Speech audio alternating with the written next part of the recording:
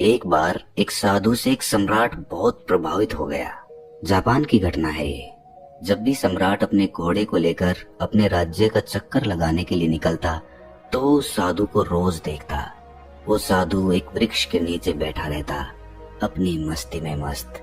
कभी बांसुरी बजाता, कभी नाचता, कभी कोई गीत गुनगुनाता और कभी चुपचाप बैठा रहता, आकाश के तारों को देखता रहता।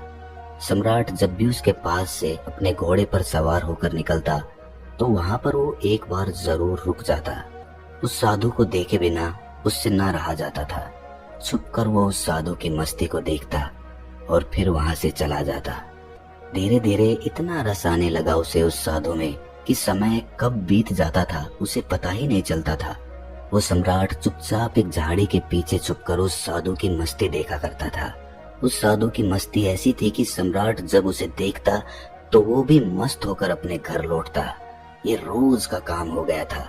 एक दिन वो सम्राट इतना भाव विभोर हो गया कि उस साधु के चरणों में गिर पड़ा और कहा कि महाराज, यहाँ मैं अब आपको और नहीं रहने दूंगा। वर्षा करीब आ रही है। इस वृक्ष के नीचे आप बारिश में कैसे रहोगे? मेरे महल में चलो, उस पर कृपा करो, मुझे सेवा का अवसर दो। ये सुनते ही वो साधु उठकर खड़ा हो गया, अपनी झोली उठा ली और कहा कि चलो। ये देखकर सम्राट को बड़ा सदमा लगा। सम्राट कह तो रहा था कि महल चलो, लेकिन प्रसन्न होता ये सुनकर कि फकीर कहता, कैसा महल? कहाँ का महल? हम जहाँ हैं वहीं मस्त हैं। हम महल वगैरह में नहीं रह सकते। हमने तो कपड़ों का त्याग किया है। सम्राट के मन में तो ये सब सुनने की इच्छा थी। अगर साधु ने ऐसा कहा होता तो सम्राट उसके पैरों पर गिरकर कुछ और विनती कर लेता, लेकिन साधु तो तुरंत चलने को तैयार हो गया। तो सम्राट थोड़ा सदमे में आ गया। उसने सोचा, कहीं मैंने कोई गलती तो नहीं कर दी? इस आदमी ने मेरे साथ कोई चालबाजी तो नहीं की? ये कोई महल में घुसने की तरकीब तो नहीं लगा रहा कि यहाँ पर बैठकर बांसुरी बजाता रहा और कहीं ये इसका बांसुरी बजाना, ये मस्ती में नाचना, ये कहीं मुझे फंसाने के लिए कोई तरकीब तो नहीं है? क्या ये मछली को फंसाने के लिए कांटा तो नहीं फेंका गया था? फालतू ही चक्कर में पड़ा। सम्राट ने सोचा कि अब तो कुछ कह भी नहीं सकता। इसने एक मौका भी तो नहीं दिया।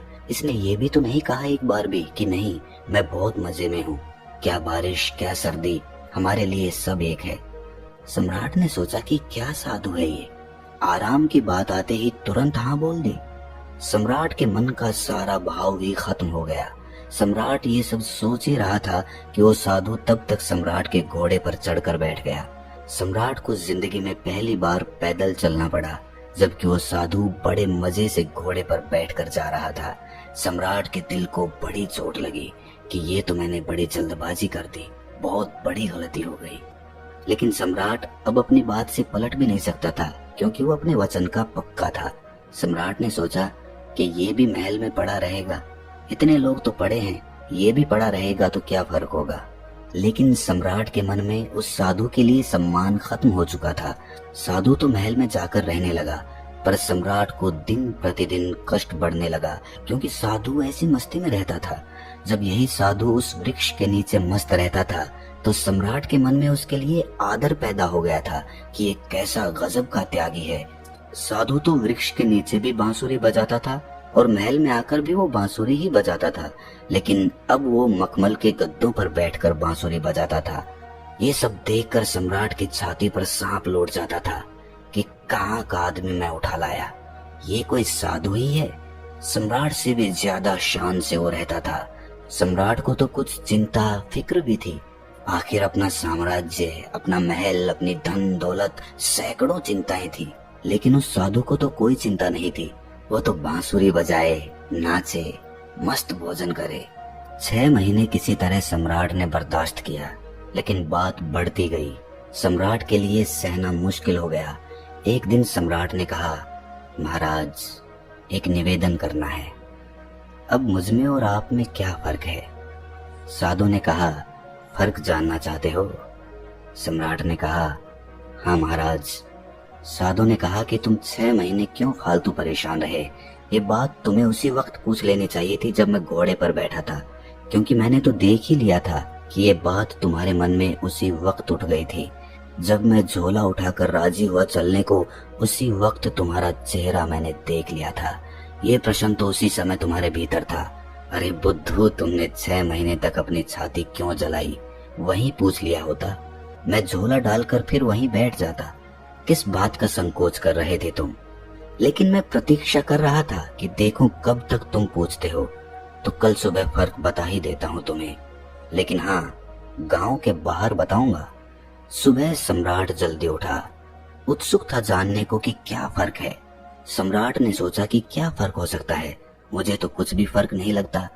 खाना जो मैं खाता हूँ वही वो खाता है और मुझसे भी ज्यादा मांगे करता है, ये लाओ वो लाओ। मैं जिस कमरे में रहता हूँ उससे भी ज्यादा सुंदर कमरे में रहता है वो। मेरा 2-3 नौकरों से काम चल जाता है, ये पूरे दिन 15-20 नौकर साथ रखता है। इसकी जरूरतों का तो कोई अंत नहीं, मांगे ही चला जाता है। कपड़े इतने शानदार पहनता है कि मुझे कोई देखे तो समझे कि मैं इसका मंत्री हूँ। ये खुद ही इस महल का सम्राट मालूम पड़ता है। कम से कम महल के बाकी लोग मुझसे डरते तो हैं, इसकी आंखों में तो डर नाम की कोई चीज भी नहीं है। बस पूरे दिन बिना किसी चिंता के मस्त बांसुरी बजाता रहता है। आज मैं भी देखूं कि क्या फर्क बतलाता है। सम्राट सुबह सुबह साधु के कमरे में पहुंच गया। वहां जाकर देखा तो साधु ने वही पुराने कपड़े पहने हुए थे जो वो उस वृक्ष के नीचे बैठकर पहनता था। उसी झोले को अपने एक हाथ में उठा रखा था और दूसरे हाथ में बांसुरी लिए तैयार खड़ा हुआ था। सम्राट ने कहा, चलिए महाराज। दोनों महल के बाहर निकल आए। चलते चलते एक गांव की नदी पार हो गई। कुछ देर बाद वे गांव के बाहर आ गए। सम्राट ने पूछा, अभी और कितना चलना है? साधु ने कहा कि बस कुछ देर और। चलते चलते सुबह से दोपहर हो गई। सम्राट ने कहा, बस अब और आगे नहीं, जो भी कहना है यही कह दो। साधु ने कहा, मैं तो आगे चलता हूँ, तुम चलते हो कि नहीं? सम्राट ने कहा कि मैं कैसे चल सकता हूँ? मेरा महल, मेरी बीवी, मेरे बच्चे, मेरी धन दौलत सब कुछ मुझसे जुड़े हुए हैं। मैं तुम्हारी तरह फकीर थोड़ी ना हूँ जिसे किसी बात की कोई चिंता ही नहीं है।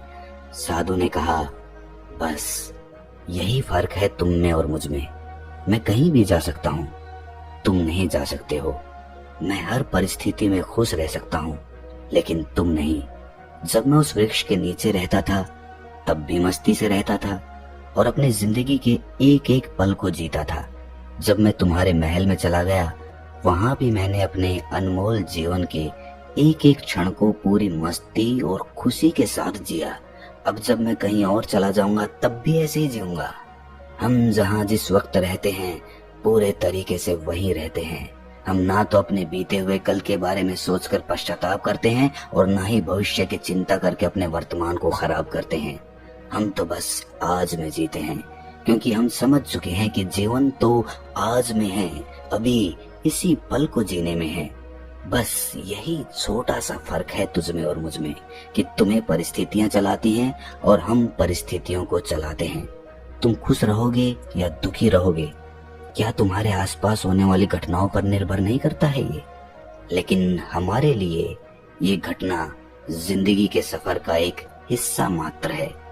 अचानक सम्राट को महसूस हुआ कि अरे ये मैंने क्या कर दिया, इतने अद्भुत आदमी को गंवा दिया। 6 महीने इसके साथ सत्संग भी ना कर पाया। सत्संग करता भी क्या खाक। मेरे मन में तो यही चल रहा था कि ये तो एकदम साधारण आदमी निकला, खोटा सिक्का निकला जिसके ऊपर सोने की पॉलिश खोदी हुई थी, लेकिन अंदर से मिट्टी निकला। तुरंत ही सम्राट साधु के पैरों पर गिर पड़ा। बोला, नहीं महाराज, आगे नहीं जाने दूंगा। साधु ने कहा, देख मुझे कोई परेशानी नहीं है, ये रहा तेरा घोड़ा, मैं फिर इसी पर महल में वापस चला जाऊंगा, लेकिन फिर तुझे परेशानी होगी। ऐसा सुनते ही सम्राट के मन में वही विचार आया कि अरे ये साधु तो फिर से आसानी से मान गया।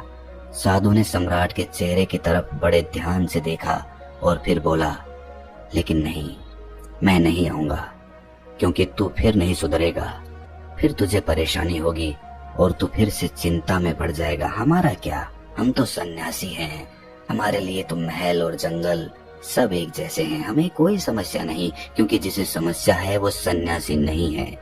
मेरी बांसुरी जैसे महल में बजती थी वैसे ही जंगल में भी बजेगी और बजती ही रहेगी। ये कहकर वो साधु वहां से चल देता है और सम्राट वहीं खड़ा खड़ा उस साधु को जाता हुआ देखता रहता है। दोस्तों, अगर हम अपने जीवन को भी देखें तो हमें हमारी परिस्थितियां चला रही हैं। असलियत में एक इंसान अपनी परिस्थितियों का गुलाम होता है। अगर परिस्थितियां अच्छी चल रही है तो वो बहुत खुश रहेगा, लेकिन जैसे ही समय पलटता है आदमी दुखी होता चला जाता है। लेकिन क्या कभी आपने विचार किया कि जीवन सिर्फ परिस्थितियों पे ही निर्भर रहता है? क्या आदमी अपनी परिस्थितियों से ऊपर उठकर एक नए जीवन को देख सकता है, अपने स्वरूप को पहचान सकता है? जरा इस बारे में जरूर सोचना और आखिर में आप पाओगे कि तुम भी अपनी परिस्थितियों से बाहर निकलकर एक नए स्वरूप को, एक नए जीवन को देखना तो चाहते हो, लेकिन तुम्हारी परिस्थितियां तुम्हें बार बार पीछे खींच लेती हैं। तुम परिस्थितियों के गुलाम हो चुके हो। तो कोई तो ऐसा रास्ता होगा जो हमें उन परिस्थितियों से बाहर निकालकर एक परमानंद वाले जीवन से साक्षात्कार करा दे। ऐसा कौन सा तरीका है? खुद से चिंतन करना, सोचना। चिंतन करने से ही आपको रास्ता मिलता है।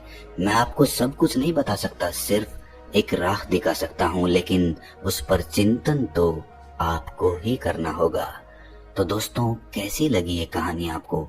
कमेंट सेक्शन में जरूर बताना, और अच्छी लगी हो तो इस